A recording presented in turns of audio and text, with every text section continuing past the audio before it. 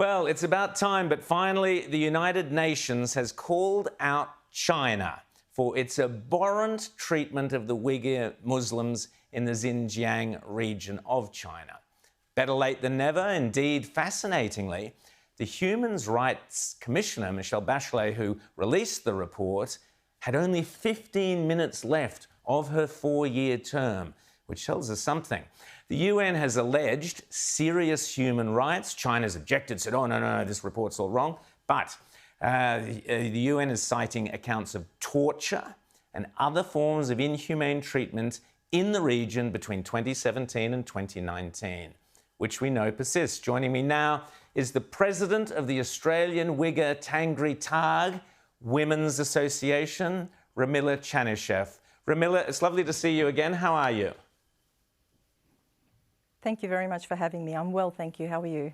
Yeah, I'm good. Now, nothing in this report would surprise you, Ramila. You've been talking about this for ages. I guess the surprise is that finally the UN appears to actually have the gumption to step up and tell part of the truth at least. Why has it taken so long, and what did you make of this news today?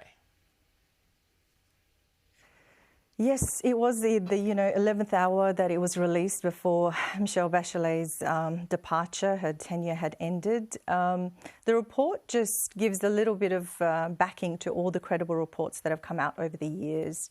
The fact that it's come from United Nations, hopefully the world will take action now.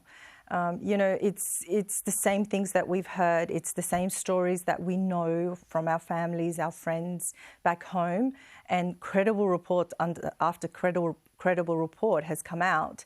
And now this, it's really a shame that Michelle gave it in the 11th hour and she left. It kind of lost credibility to her, saying that, it felt like as if I don't care what happens now, I'm not going to be responsible. Here's the report. So the next step now is, what is the next step? What is the international community and what are the governments going to do about this? Ramila, the US has alleged genocide in Xinjiang. The UN report didn't use the word genocide. I guess, does the report go far enough? The Chinese, as I've said, there's an addendum attached to it where China says, oh, no, none of this is true. Is this a good small step, or are you worried that, it will get swept under the carpet? It is a good step. It paves way for activists like myself and all the Uyghurs in the diaspora to work with. We hope it won't get swept under the carpet. It did shy away from the word genocide, but we are told that, genocide can only be determined by the International Court. I don't know what the steps are now going forward for the International Court to determine genocide. It paves way, but at the same time, it shies away from a lot of things. So there isn't anything new in the report that we already didn't know. And the fact that it held on for so long before it got released, obviously with the, immense pressure from Beijing and the Chinese government not to release it. And as you said, and 120-something pages of addendum attached to it.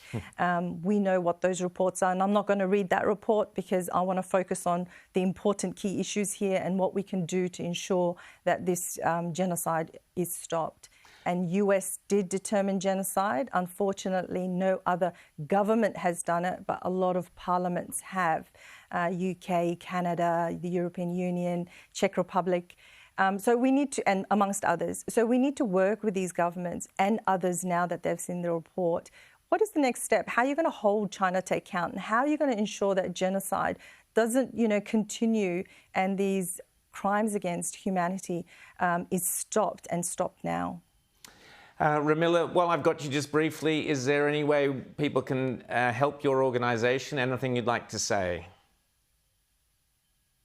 Yeah, absolutely. So please follow us at Ottawa and also write to your federal members and state members to ensure that the Magnitsky Act and the slave labour laws, the Magnitsky Act in Australia was passed last year, but it hasn't been enacted yet, and we need to make sure that the current government hold individuals criminals that are committing these human rights abuses, hold them to account, freeze their assets to make sure that they're not able to travel, not to invest in Australia or any other country. So please follow us, find out more, read the report, and what you can do is talk to your federal members, talk to your state members, and pressure them to pressure the government to take action. And tell us again where they can follow you, Ramila.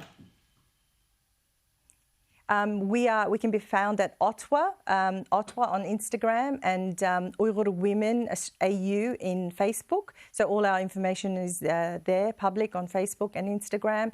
We do accept interviews and talks and discussions. So we're, we need to be educating the wider Australian community about this. Fantastic, Ramila. Thank you so much for coming on The World According to Rowan Dean tonight. Great to see you again.